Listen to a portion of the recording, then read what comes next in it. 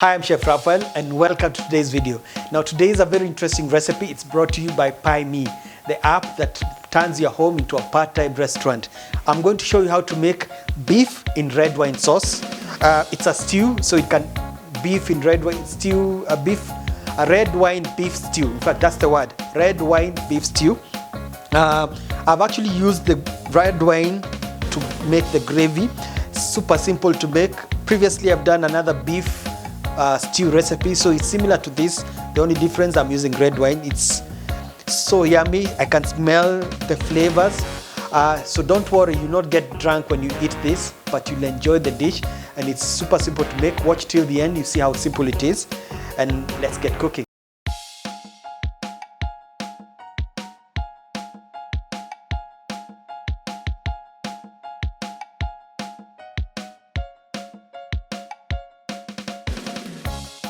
So welcome to the show.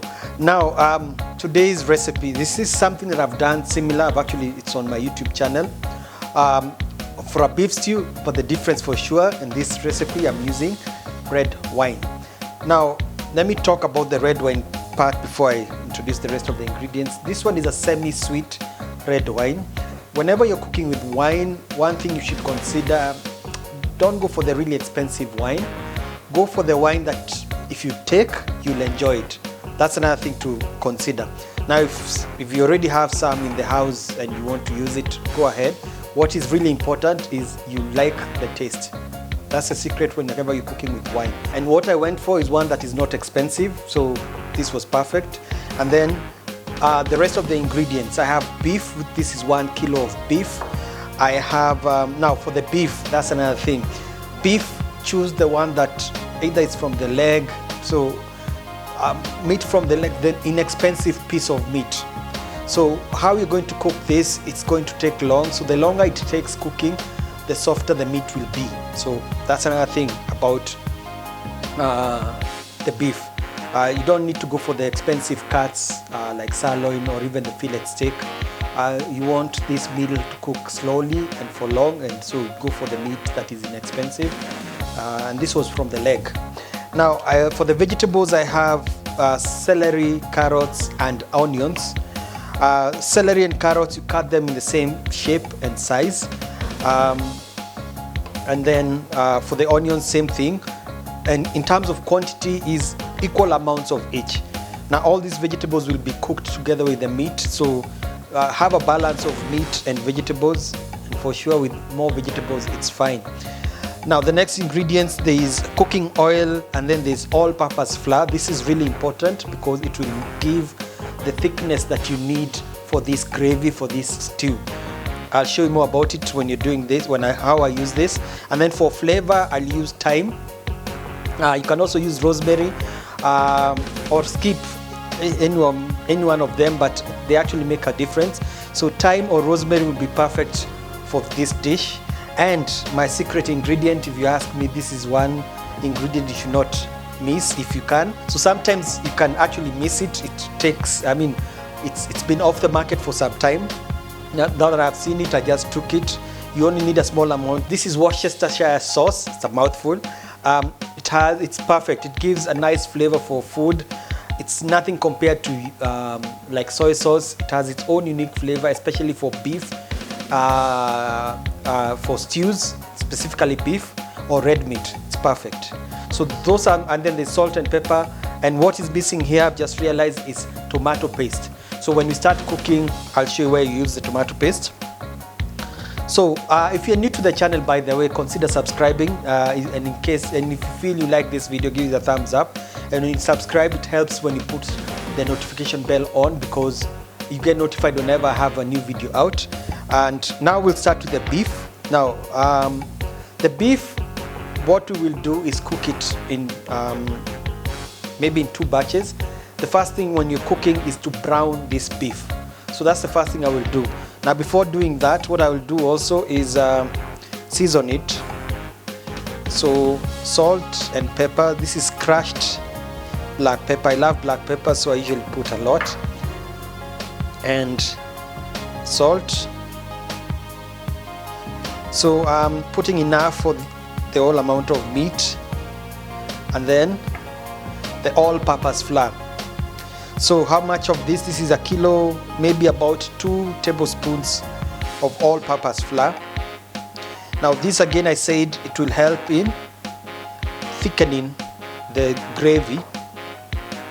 I'll actually add slightly more, maybe 2.5. That should be enough. So the first thing I want to do is mix everything here, the salt, the pepper and the flour. And when you're doing this, you want to do this just before you start cooking. And basically what I want to do is to make sure that all any red part of this meat is covered by the flour, so that the meat looks like it's white. The salt that I've put is enough for the meat, but I can always add more a little bit later.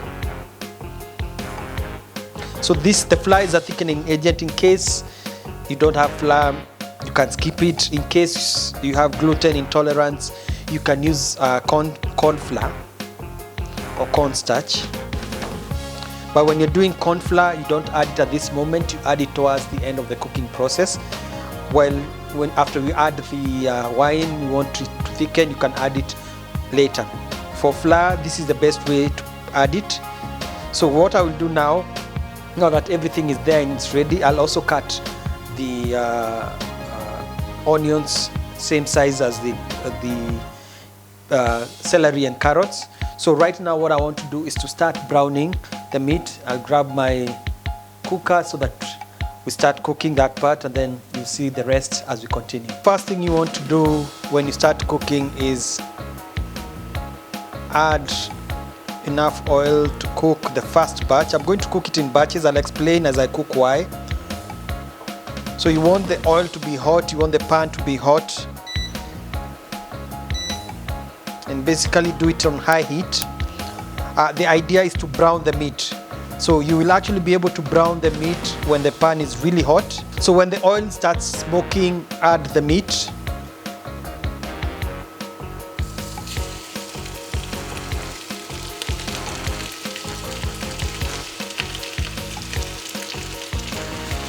So when you add the meat, spread it. Make sure all the pieces of meat are touching the surface of the pot.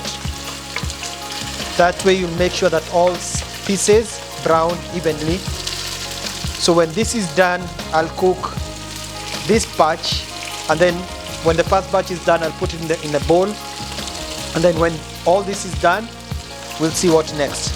So now the meat is ready. So this is 2 batches, and then I'll set this aside, and then using the same pot. Now because of the flour, this is something that is bound to happen. I'll show you how to get rid of it. I'll just add the vegetables right now to cook in this, and the onions. So stir everything. Now whatever that was stuck on the bottom of the pan, this is what I'll do. I'll add a little bit of water.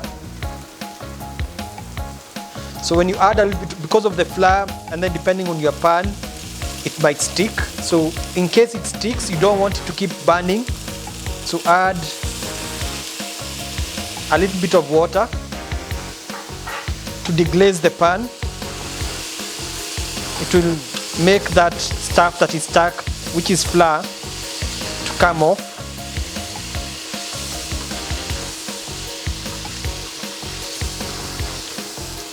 Another way of doing this, which is what I will do right now, is I'll add the red wine. So I'll wait for the whatever is stuck. The idea is you do not want it to keep cooking, otherwise it will burn, and then it will make your food not have a good flavor. So what I'm doing now is scraping off. Now if you're using a non-stick pot, this will not happen.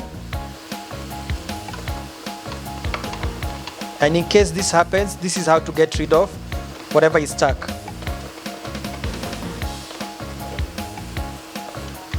But now pot is fine. What I'll do is add some oil. I want to cook and brown these vegetables.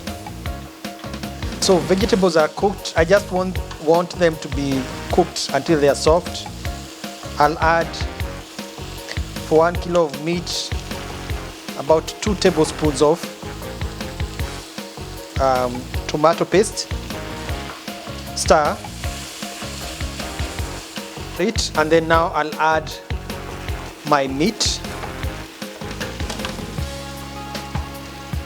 I've already added some salt to the vegetables.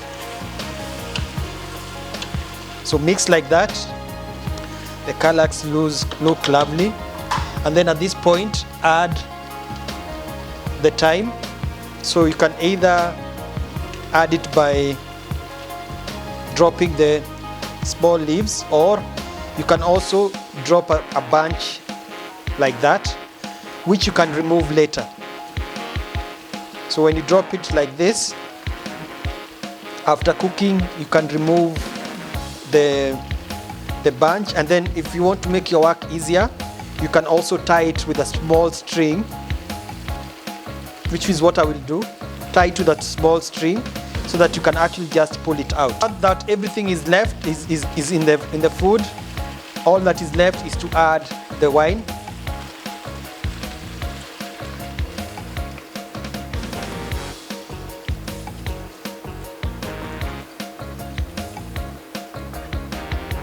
So there you have it. So I've added the wine just to cover the meat like that.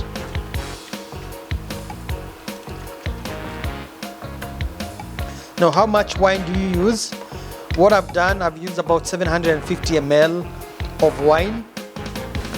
What will happen, it will start cooking. I can always add a little bit of water to this, just to bulk up the amount of liquid. But at least the majority of the liquid should be the wine. You can do half and half water, half wine. It's up to you. So this one will start boiling, but before that, let me put in the thyme. This is what I meant by tying it with a string. So when you do that, even when stirring, it will not be hard to pick it up. So this is good, it's simmering, it's perfect. You actually reduce the heat so that it keeps simmering on low heat, and then I'll cover it. So now this will actually take about an hour and a half. It's up to you, it depends with the meat. The longer it stays, the more rich it becomes, and the more the tender the meat becomes. So that's why I was saying it doesn't really matter. You don't have to buy an expensive cut of meat. So you leave this to cook. I'll be checking it constantly, so it's always good to keep stirring it. When we put flour, the flour will make the bottom of the pan a little bit sticky, so you want to stir it, keep stirring it, don't leave it. But most importantly, it should be on low heat. And while this is cooking, I can enjoy my wine. So I have my stew ready. What I've done, I've put some rice and some broccoli. Broccoli, you can steam it, or basically when you can, if you're going to boil it, make it boil it in salty water until it's nice and green like this. And then for the stew, wow, it smells really nice. Our thyme, this is the one I was saying. You can always remove it like this. When you tie it, that's why it makes it easy. Or remember also what I said at the beginning, you can remove or chop it or remove the leaves. That can also work. The gravy is nice and thick. Let me just taste it. Okay, what I did off camera is I added the Worcestershire sauce towards the end. Let me just describe the flavor. So the gravy is nice and thick, not too thick and not too light.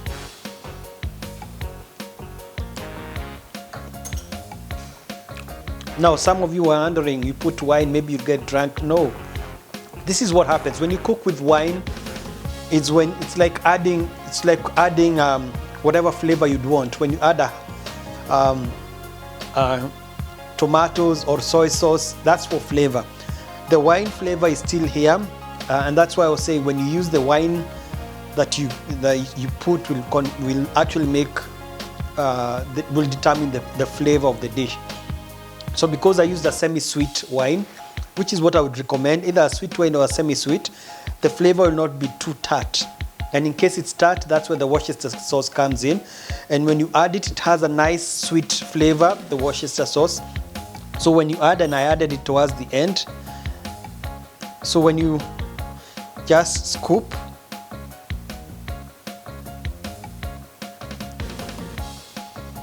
and serve. So it has a nice, oh my goodness, the flavor, I don't know how to describe it. It's just nice because of the carrots and celery. That's extra vegetables to this, and meal is complete. Again, wine is optional, to be honest. You can also use water instead of the wine. Can you use white wine? Probably you could, but the full recipe, I'll actually post it on the Pie Me app. So in fact, what I need to do right now is take a photo. This is what the Pie Me app is all about. Pie Me app, it's you turning your home into a part-time restaurant. So if you want to be posting food recipes or even food that you have you've enjoyed, you can even replicate my dish and then take a photo of it and then share. So Pie Me app, it's the app whereby there's other food lovers within the app, and you can share, you know, your passion for food or your love for food. So what I'm doing now here is taking a photo. So this same photo is what you look out for on the Pie Me app, and you'll also get to see the recipe, the full written recipe. So download the app and you'll see it. And then I hope you've learned something new. I'm signing out. I'm Chef Raphael, and until next time, goodbye.